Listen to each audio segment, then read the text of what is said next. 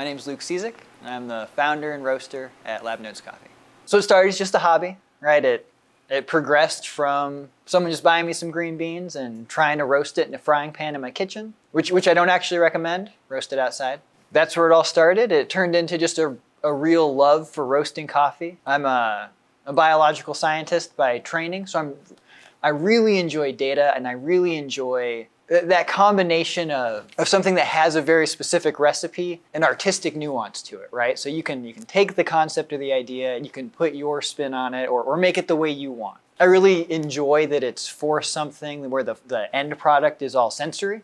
What I do in my normal job where I grow microalgae in different kinds of bioreactors, I never end up actually eating that. So we have a lot of data, we look at how it grows, and that's all a ton of fun, but it's neat to do something that incorporates in some of these sensory aspects of it, the less tangible things. So that was sort of where coffee roasting started from. So I was roasting at home all the time, worked my way up from the skillet to then roasting in an oven, which still is a bad idea because it's inside, to then roasting on like a pan outside on a grill, to then getting an air popcorn popper, just a tiny one, roasts like 30 grams of coffee at a time. Doing that, and then eventually got a home coffee roaster, which is like a glorified toaster oven. It's got a little drum in it. That started probably 6 years ago now. Yeah, doing that, giving it to friends and coworkers, and really meticulously writing down all the details for how I was trying to roast the coffee, and then what it was tasting like when we brewed it. As it seemed to be popular amongst the people I knew, my wife and I thought, hey, we should start a coffee company on the side. That'd be a lot of fun to roast coffee and sell coffee. The name was her idea based on how I cannot skip taking notes. So it really was all born out of all the lab notes that we had. So for me, what makes good coffee isn't what makes good coffee for everybody. If we're talking about what it tastes like when you drink it, right? Good in that sense. It's about it having a nice smoothness and a mouthfeel that I don't really know how to describe or to accurately depict beyond just knowing what it's like for me when I'm drinking coffee. I like the coffee to not be especially dark. I really like it to the roast to accent the nuanced flavors that the coffee has on its own. And that leads into sort of like the other part of what really makes good coffee is what you're starting with, right? Because for the most part, I'm not doing a lot to the bean. I mean, I roast it, but if you start with bad coffee beans, it's hard to end with a really great cup, if not impossible. The farmers don't get a lot of credit for what they do, but they really do everything. And there's so many attributes that go into what a green coffee bean or a final coffee is going to taste like. It really is similar to wine in that you have a coffee variety, you have all the attributes of the region it's grown in, from altitude and rainfall to soil type. So the way the farmer tends the plant itself. Then there's the way the farmer deals with all the post-harvest processing as well as the timing of the actual harvest itself. I would love to know more about a lot of those details than I do, but so much of what makes a good cup of coffee has nothing to do with what I do. It's really what the farmers are doing. For that reason, all of our coffees, with a few exceptions, are named after the farm or the co-op they're from. So we really want to give credit to the groups that are actually making it happen. Along those same lines, we want the coffee to be good for the earth too. A lot of our coffees are from small farms who can't necessarily afford all the certifications that bigger co-ops can, like organic or UTZ or fair trade. But we strive for always having coffees that at least are still grown under those conditions if they can't afford said certification. Yeah, so we want coffee that's great tasting for people, that's good for the earth, where the farmers both care about the earth and the people that work for them. And it's kind of neat to be working with just a natural product like that. And it's a long tangented answer to what makes a good cup of coffee, and then once you have a good cup of coffee, the way you brew it matters too. So you can destroy some coffee by brewing it badly. I personally like French press coffee the most. And I do enjoy other brew methods as well. But if I had to say there was just one type of coffee I was going to drink for the rest of the time, it would be a French press coffee. In terms of what things roasters can do to make a bad coffee, roasting too light, not having it properly developed, and overly acidic makes bad coffee, and then over-roasting. And over-roasting is much more common in terms of the whole world of coffee. There's a lot of coffee companies whose lightest coffee is darker than our darkest coffee. On that dark end, you start to lose the true attribute flavors of the bean. You start getting into just roastiness. And I used to love that. I actually start like my introduction to coffee, or me starting to drink coffee, at 15 or 20 years ago. I enjoyed drinking just coffee. I thought the idea of it not being doctored up was nice, but I was still drinking, Starbucks dark roast, black. And I was like, this is good coffee. And I'm not trying to say that it's, if that's the cup of coffee you like, I have no problem with that. But for me, that I now see those as really not showing the true flavor of the coffee, and really just having like a lot of roasty or ashy flavors. Flavors that are very powerful, right? They cut through a lot of stuff. They're very dominant, which early on for me, before I had developed my palate more, those were some of the characteristics I looked for, is that like intensity and strength, even though they weren't necessarily good flavors. And a lot of people are kind of brought into coffee thinking that's what it's supposed to be, Like in a sensory class at a culinary school, they will teach you bitter, or show you that bitter flavor with coffee. Like coffee is your example for bitter. And so you just sort of think that's normal. That's what it's supposed to taste like. And I had no idea coffee could even be like what the coffees I drink now taste like when I started drinking coffee. And I guess I don't actually know if I would have liked them then. It's just all personal preference. Coffee can have fruity flavors. I mean, the flavor spectrum is enormous. I wish I had a little prop with me to show you like the coffee flavor tasting wheel. So within the fruit and berry flavors, there's really just about any fruit and berry you can imagine. You can detect as a nuanced flavor in a brewed coffee that is literally just coffee. A lot of those flavors actually come from the fermentation process that happens when the green beans are being processed, or when the coffee cherries are being processed. Microorganisms are amazing. They can make a lot of flavors, and then a lot of the flavor nuances that you get aren't actually from the coffee bean itself as much as that mixture of the coffee bean and then different compounds being broken down by the organisms that naturally live on the outside of the coffee cherry. But yeah, so there are fruity and berry flavors, as I mentioned. There's a lot of chocolatey flavors. There can be buttery and caramely flavors. There can be earthy flavors. There can be different types of spiced flavors in there. And spiced flavors are an interesting one. Cinnamon, I guess, is a good example, where some people, I don't think they've found the actual metabolic pathway to say, here's how a microorganism can make the flavor that you pick up on as cinnamon. But to me, undoubtedly, I taste that flavor in coffee. So we don't know how it gets there, but it's happening. I don't think it's a fair statement to say that coffee can't taste like cinnamon unless you add cinnamon, right? Like that's not how it works. Although, yeah, we don't know exactly how that flavor appears. Acidity is another aspect of coffee that, while I don't enjoy it being extremely intense, those acids can really add a lot to the cup in terms of what you taste. They can really bring out other flavors. It can be a nice balancing point so that it isn't an especially dull coffee. You can still have a coffee that you want to gulp or just really keep drinking, even with acidity present. And then within acidity, just like within the category of like berries, there are so many types of acidity, types of flavors, from like malic acid or lactic acid type of flavors, citric acid or citrusy type of flavors. We actually have a coffee now, and it's a washed coffee from Ethiopia.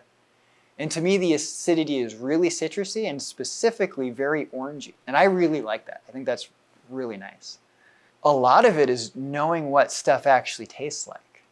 Read something and it'll have a tasting note of like a plough, and you're like, I don't really know what that tastes like. Or for me, it took a long time to be able to taste stone fruits in coffee. That was a flavor that like I just couldn't pick up on. I'd buy coffees, they'd have in the tasting notes that it tastes like apricot. And I wouldn't get it. I wouldn't be able to see it. And a lot of it is really knowing what that flavor, well, one part of it is really just being able to identify the flavor on its own, right? Do you know what that tastes like? They make coffee sensory like kits to help you identify different flavors, which is really neat.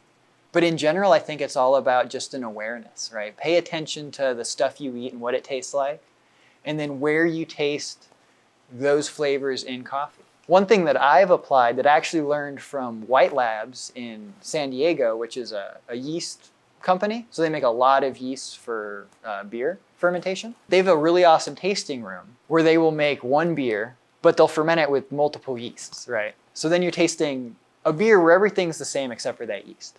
But they really encourage you to be specific with the flavors, right? Like, don't say that it tastes citrusy, right? Like, can you identify the citrus? Can you be really specific? Maybe sometimes people take that too far, get a little silly with how specific they are on a flavor.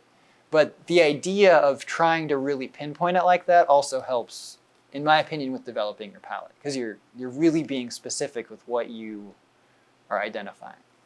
Often called the mushroom of the gods, lion's mane has a long history of medicinal use. This popular nootropic has been shown to enhance focus and increase cognition, helping you feel more productive and accomplished. Research studies have also shown that lion's mane is neuroprotective, giving you peace of mind as you power through your day. Try lion's mane and experience the mental clarity and productivity boost you've been missing. Sometimes a coffee by itself, it's hard to pick up on notes. If you're drinking two coffees, the difference between them can become really extreme, right? You can be drinking like maybe a darker, really chocolatey coffee from like South or Central America, and then pair that with like a washed light roast Ethiopian coffee. And maybe at first you'll think, oh, I don't taste a lot of the floral notes in that washed Ethiopian coffee. But if you take a sip of that right after that other coffee, it'll just be really apparent. And I've found that with a lot of coffees actually, where when we're developing some of the flavor notes or the tasting profile, there will be things that we didn't pick up on until we drank it after a very different coffee. And then we're like, oh wow, that is really whatever the thing might be. But it just helps it stand out. Another part of it, I guess, if people don't pick up on it, is just I would try to convince someone that your senses are something that need to be developed. I grew up thinking there was no real benefit to being able to smell. Like, I was congested most of the time, thought a lot of stuff smelled bad, sort of like, not smelling's fine, and I don't smell all the awful smells of living in a city, which I 100% disagree with now. Like, and so much of it also is developing those skills or developing the senses. And some people have much better ones than others, right? Like in my wife's family, she has relatives who have actually, as their jobs, like determined things by smell. And they had like insured noses and worked for perfume companies and things, for example. There's a whole world of like, what can you perceive or how do you perceive it? And everybody does perceive things differently. It's certainly possible that people don't pick up on certain things. I think everybody's senses are a little different. This isn't taste and smell related, but like my eyes are different than my wife's. Like what I define as blue is a pretty narrow spectrum. And most blue-green things are green to me. And everybody else will be like, you mean that blue thing over there? I'm like, I guess. I think that's green. So again, it's with all of our senses, I think that it's hard to come to maybe a common agreement on like exactly what something is. But I do think that everybody can pick up on all the differences. Everything about roasting has an impact on the flavor, especially if you're trying to preserve the nuanced flavors of the bean. So that the darker you roast a coffee, the easier it will be to hide variations in the roast profile. At least that's what I've found in all my experience with roasting. But with a lighter roast coffee, where you really are going to taste all of what the coffee has, there are multiple sections in the roast and they all have different effects on the final cup. So in general, right, you add the coffee beans to the roaster. They start at ambient temperature, and by the time you're done roasting, the coffee will be 400 to 460 degrees. On the roaster I use, as low as 393, but I believe it's because the temperature sensor doesn't read perfectly accurately, or it reads low. On a different roaster, it would not be 393. But yeah, so all of the stages have an impact. In terms of the initial rate of rise, that will preserve acidity. And the faster you can bring up the heat early on, the more acidity will carry through into the final cup. Whereas a slower early on heat application will be a less acidic, more mellow cup. The middle phase of the roasting, can impact a lot of things, and I'm still trying to figure out what all it impacts, right? So I have a lot of different literature from other roasters who talk about, here's what happens when I change this section of the roast, and so much of it I think depends on the specific equipment you're using.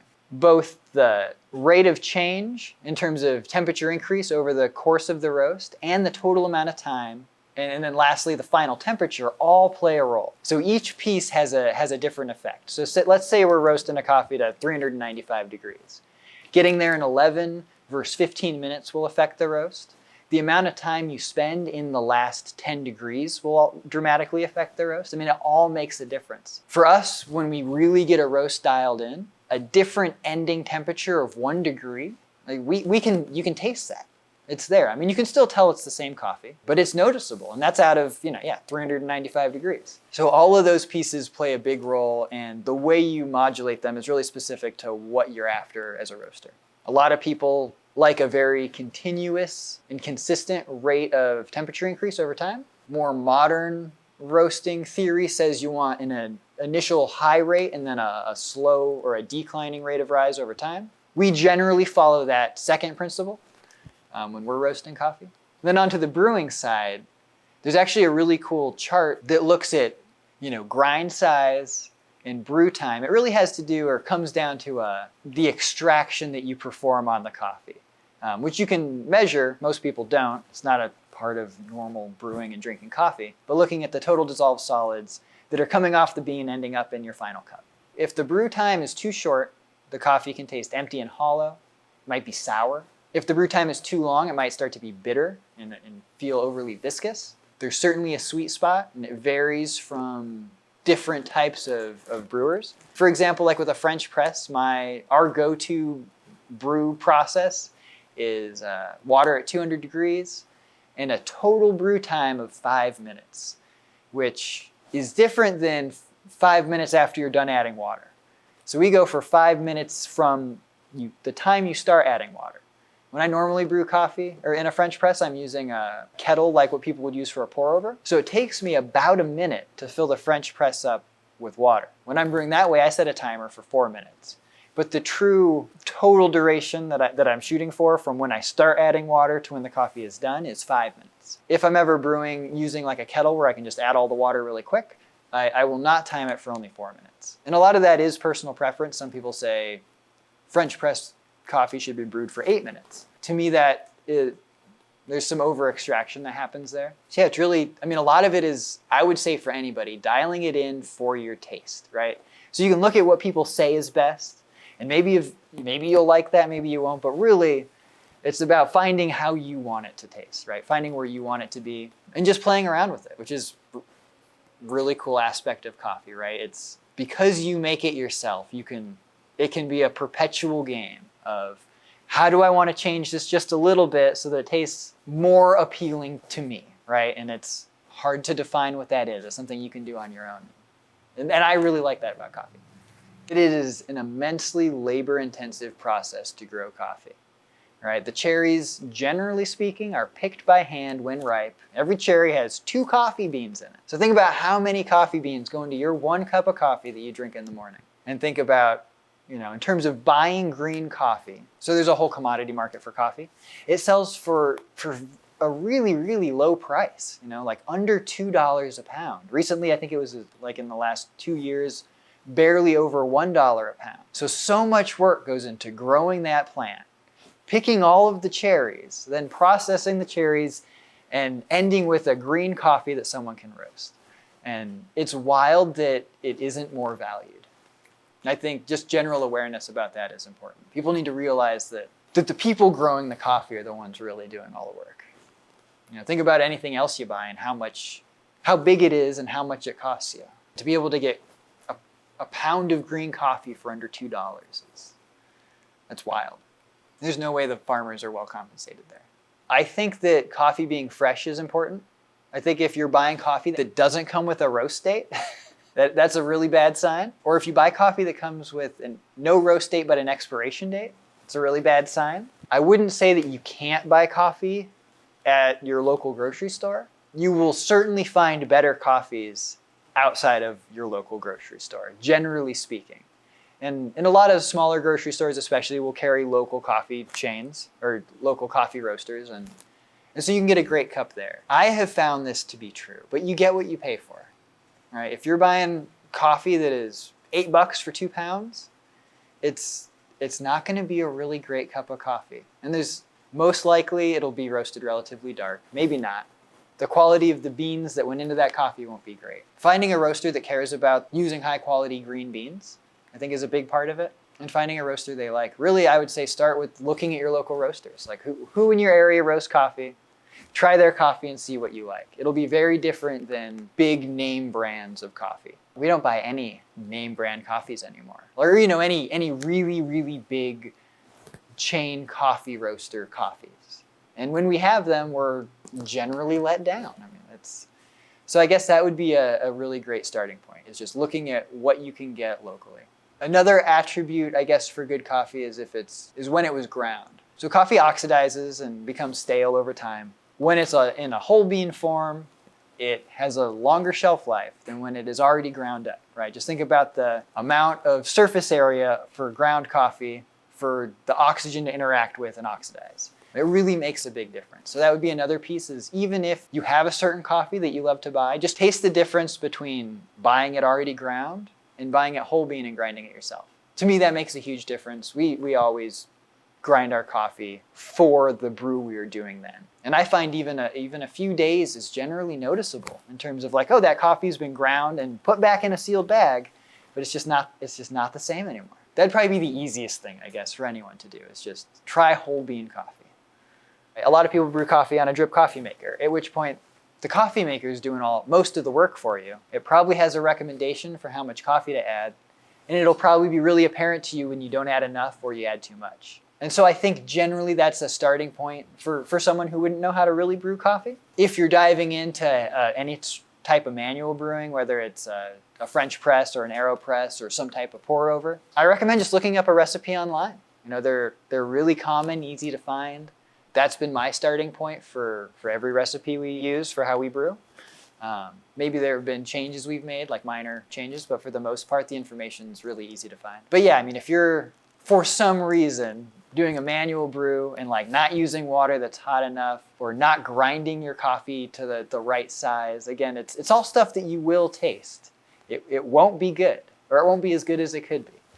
A good way to maybe baseline how you brew coffee also is to go to a coffee shop, get a coffee, and buy a bag of their coffee and brew it yourself. And obviously what you brew it on plays a huge role in what it tastes like. But assuming it's a comparable brew method, that can point you in one direction or another, right? Like if you're doing that and you're like, I can't make good coffee at my house, it's probably your process. And water also makes a big difference. Maybe not an enormous difference. There's a lot of other attributes before focusing on water quality, but the actual type of water you use matters a lot. I would never use tap water to brew coffee. We're in the Phoenix Valley. We do not have good tap water. Yeah, and there's even companies that focus on making water that is best for brewing. So there's a company called Third Wave Water, I believe is their name, and they sell little packets of minerals that you can add to RO water, and it's formulated for an optimal taste when you brew that coffee. And so different minerals have different effects on the coffee. I know magnesium is one that can actually play a role in terms of what your coffee tastes like, depending on the magnesium level of the water.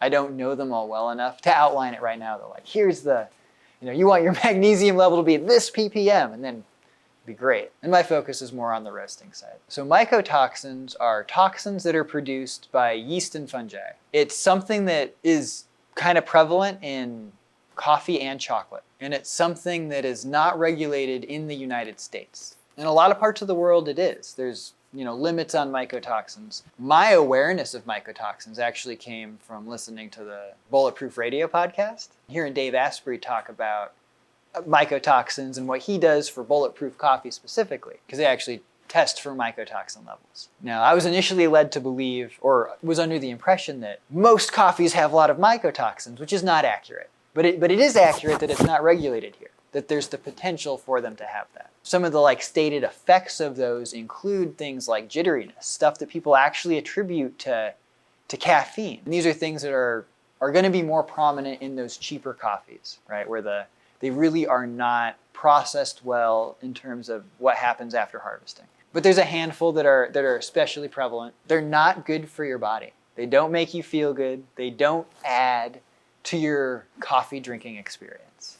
I mean, I think people are learning more and more about mycotoxins or toxins from molds and fungus in general. I think that like house molds and associated like allergies or autoimmune disorders are becoming more and more known. Avoiding those sorts of toxins are good. So you don't want to live in a house with a bunch of black mold in the drywall. You don't want to drink coffee that while the mold is no longer present from the roasting, the mycotoxins persist. So those don't break down even though the coffee is roasted and heated to such high temperatures. Mycotoxins are most common in very, very low quality, naturally processed coffees. So that's where they're letting the coffee cherry dry out on the bean. If it's not being turned regularly and it's sitting in a pile, as you can imagine, a pile of freshly picked fruit can get kind of gross. So it really has to do with all of that post-harvest management for preventing it. I have reached out to some of the importers we use, asking if they test for it.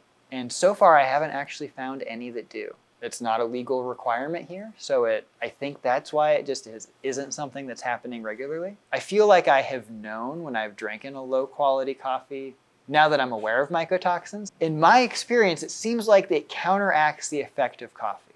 So my experience of a coffee that had mycotoxins in it, I believe, is the type of coffee where you drink a lot of it and it makes you feel kind of tired and you wonder what's wrong with this coffee. And then like 6 hours later, you're like, oh yeah, I'm awake and like I'm not going to be able to sleep tonight. Guess there was caffeine in there after all. But the way you feel right out of the gate, I believe a good indicator of whether or not mycotoxins are present. It's a side job, yep, or a part-time job. So I have a full-time job that I do normally, and that's really what pays our bills. We do this because we love doing it. And lately, actually, so my wife, Katie, has been a stay-at-home mom as our kids were growing up. They're now both at school, and she has jumped into really taking over a lot of the coffee work. So at this point, it's like starting to turn into more than maybe just a side job. And that was kind of what we had always hoped it might do. So we've done this in a really like low capital expenditure way, right? We lease time on somebody else's roaster because the roasters are especially expensive. We don't buy enormous lots of coffee where we have to take out loans to buy the coffee. We've actually been able to keep our expenses low enough that we can keep our purchases on zero interest introductory APR credit cards and pay them off and open a new one as needed. And so far, that has worked 100% for us. We know that won't work forever and that at some point we'll actually take out a business loan. But it's been really, really helpful for kind of getting our foot in the door. For us at the moment, it's a part-time thing. I roast Wednesday nights. And we definitely want to do wholesale work as well and have other places carry both our brewed and bagged coffee. But our vision is not to have our own coffee shop.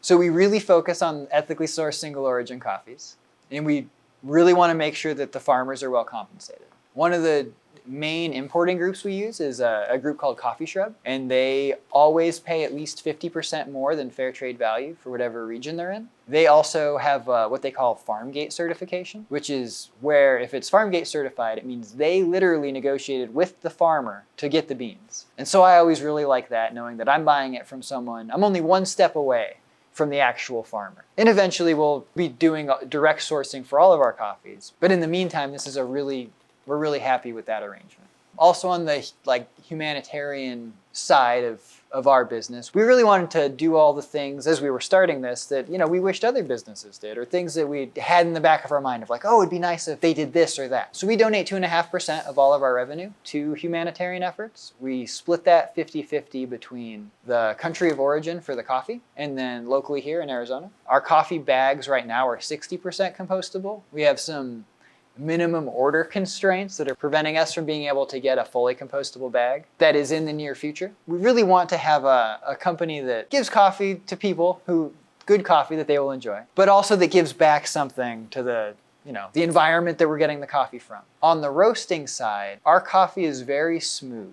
So it's not extremely acidic, it's not burnt and bitter. I would say we orbit kind of around a medium roast, while we have medium darks and medium lights and really even some light roast coffees. Our coffees aren't real sharp. They're really flavorful, they're bold, but also smooth. And it's interesting, smooth is actually one of the biggest like feedback phrases we've had from other people.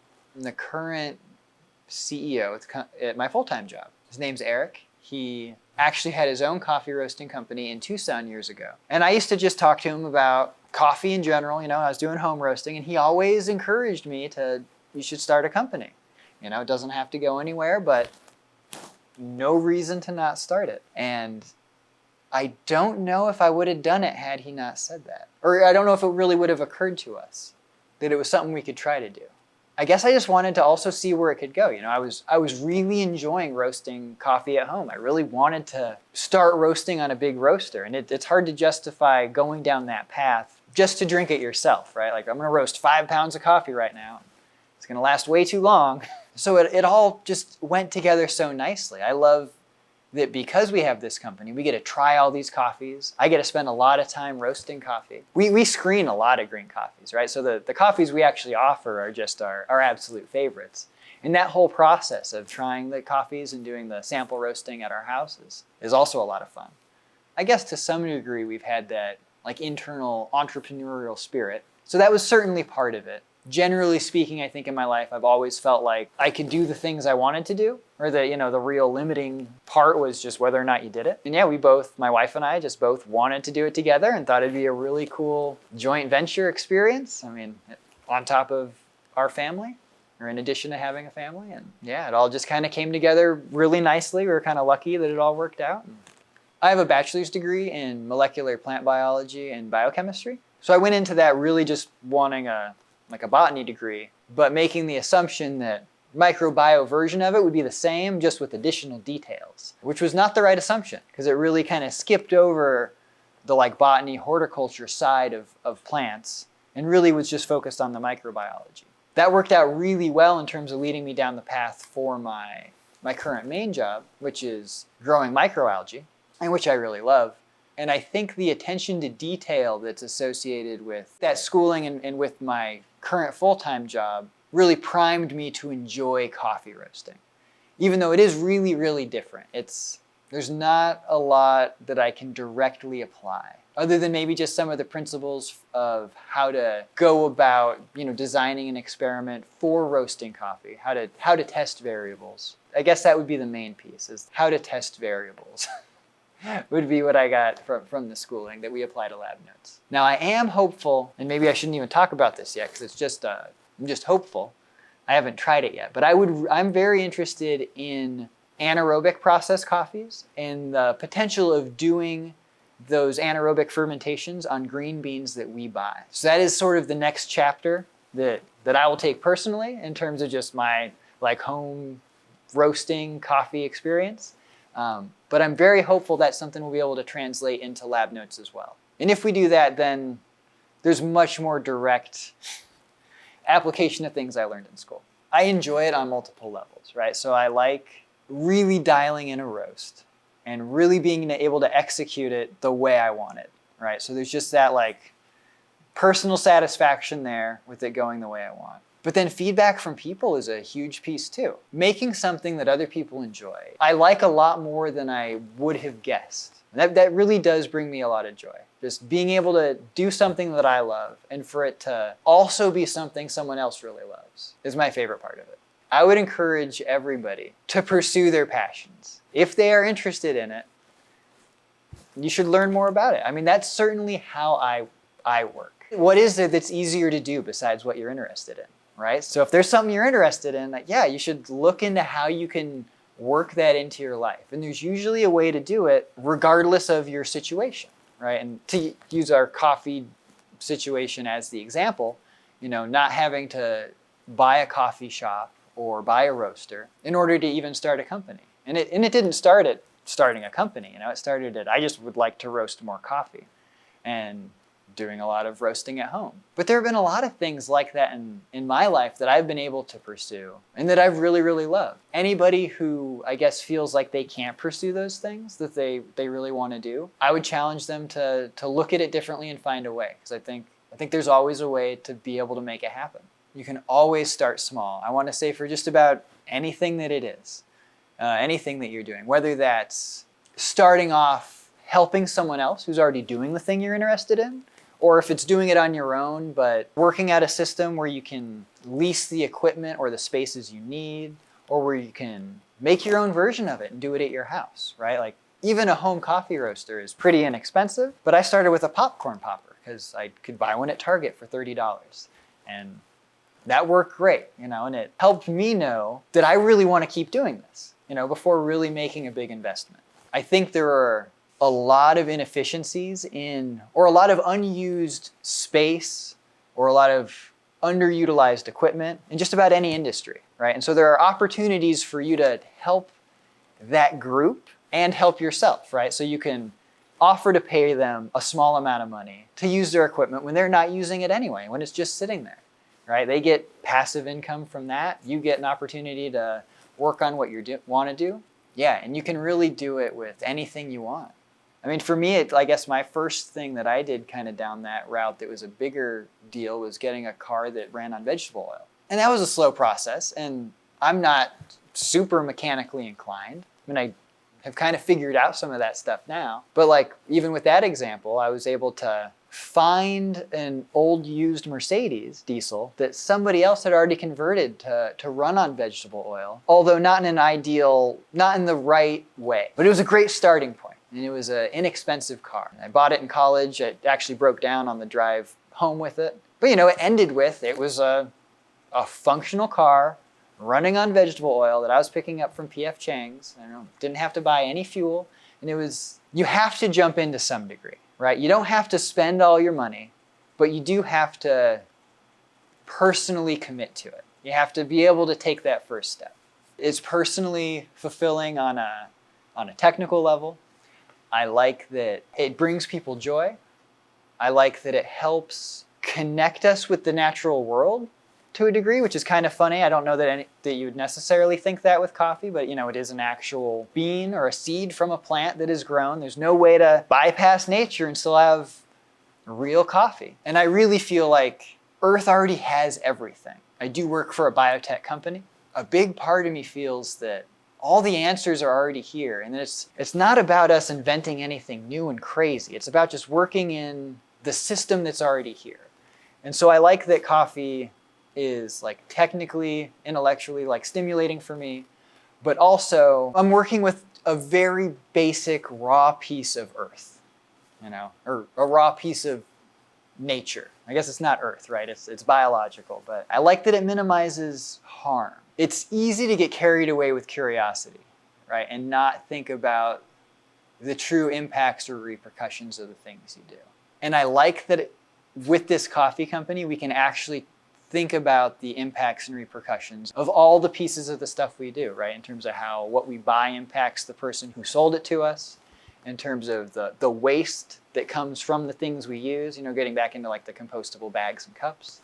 So I really enjoy being able to not feel like we're destroying the earth with what we do. I think the future of coffee is right behind craft beer, in the sense of there are new, strange things happening, and they're all really exciting. And I think there's going to be just a huge world of people really knowing coffee nuances, and really getting into those nuances. I think people are going to continue to push the boundaries for pre-roast processing. I'm especially interested in what's going to come from all the potential variations from anaerobic processing. There's also new varieties being bred all the time. There's a lot coming up for coffee. I guess I feel like it's likely coffee will be elevated, and in turn that will help the world of coffee growers, because coffee will transition from that commodity thing to someone feeling like, I just need to be awake this morning, to it really being something that they enjoy regardless of if it wakes them up or not. And that's really where I am with coffee now. Like, I want to drink a lot more coffee than how much caffeine I need or how much caffeine my body can tolerate. I mean, I'd like to drink coffee all the time. And I think it's moving in that direction. I think it's really becoming something people really care about. So the widespread drinking of coffee in the 1700s, instead of alcohol, which is interesting. People don't necessarily know a lot about that, but in general, there can be water quality issues. And one way to treat water is to ferment it into an alcoholic beverage. And so I think that it used to be more common for people to drink a liquid with alcohol in it kind of continuously. I guess I'm not sure why it caught on per se, other than that people enjoyed it. But it catching on is interestingly tied to like the Industrial Revolution. Like it really, or the Renaissance period even. Like it seemed to light a fire under people to want to do more or learn more or look at the world differently. I mean, it is a drug. You can't, like, I guess you got to qualify caffeine as that. And I think as people experience it, they like the benefits. They you get kind of hooked on it. For me, it makes me feel optimistic. For me, a caffeinated state is a really optimistic state. I have actually a coffee cup that my wife painted for me, and on the bottom of it, it says, Luke's Cup of Optimism. And it's just, even very early on, how I felt like coffee treated me, how it made me feel. In terms of actual history of coffee getting spread around the world, it originated in Ethiopia and was smuggled out of Ethiopia by a Dutch person in the 1500s. And that individual along with others, ultimately spread it around the rest of the world. So most of the coffee grown outside of Africa, or even specifically outside of Ethiopia, has all been bred from literally one handful of beans that was smuggled out. And they used to really take coffee seriously. All the coffee that left Ethiopia had to be boiled so that those beans could not germinate. And you'd be imprisoned or killed if you were caught smuggling out unboiled coffee. Good thing that guy tried it, because that coffee is everywhere now. Thanks for watching. We hope you enjoy our documentaries as much as we enjoy making them. Unfortunately, many of our videos don't earn enough YouTube revenue to afford the cost of production. But if you like our content, the best thing you can do is directly support it on Patreon. Plus, you'll get access to behind-the-scenes vlogs and commentary. If you're looking for something more in return, go to paragraphic.io, where you can buy our other products and services. Alternatively, you can shop our Amazon storefront for our favorite equipment recommendations. Also, check out Boca, where you can find beneficial supplements to optimize your productivity. We especially love the lion's mane and mushroom gummies. And finally, consider signing up to Multitude, a platform built for long-form content, where you and other content creators can share and monetize new videos every week.